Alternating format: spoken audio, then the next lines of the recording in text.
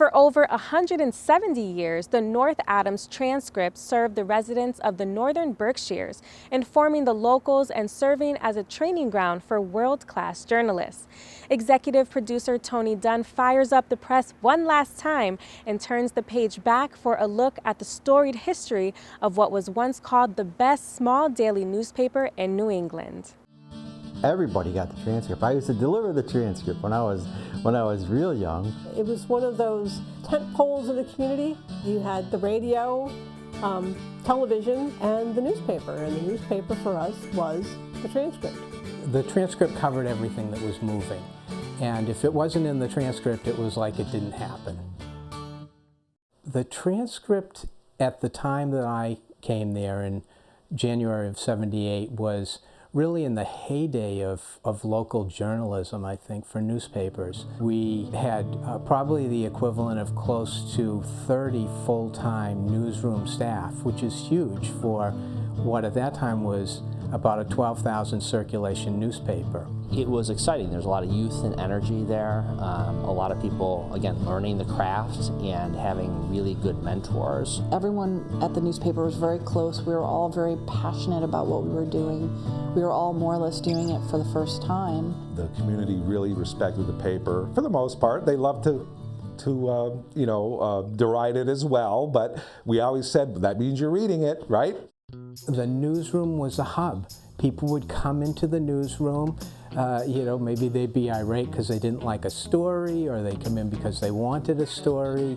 And there would be this huge amount of activity. There'd be nothing happening, and then sort of like this burst of activity would happen, and the press would be rolling, and the papers would be coming off, and people would be coming in. And it was sort of exciting to be there. I remember a few times the sports guys blowing off some steam and throwing a football in the newsroom and having it whiz past my head, stuff like that. Probably one of the most exciting things was at one time I got to yell, "Hold the presses," because I found an error on the front page of a tabloid we were working on. We had just a huge news staff that informed people about what was going on in their community. Everybody had a column. So even I wrote a column, and every day of the week, everyone, on a weekly basis, we each wrote about something that we, felt passionate about. And so we met a lot of people, and we told a lot of people's stories. And I mean, for me, it was the most rewarding experience professionally of my life, because I ended up being invited to Thanksgiving, people's houses for Thanksgiving or Christmas. Working at the Transcript, you're definitely part of the community. As a photographer, everybody knew who I was because I would have to go to these events and cover them.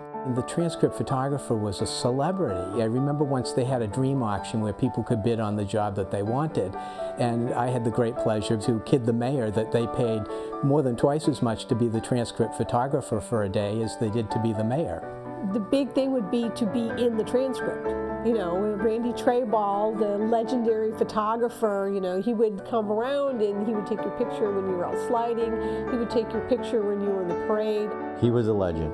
Even I think this next generation still vaguely remembers Randy Trayball. I think the North Adams Transcript was an incredible training ground for many, many journalists and legendary people, Daniel Pearl. He actually wrote to Joe Day and said, "I'd really like to join your newspaper."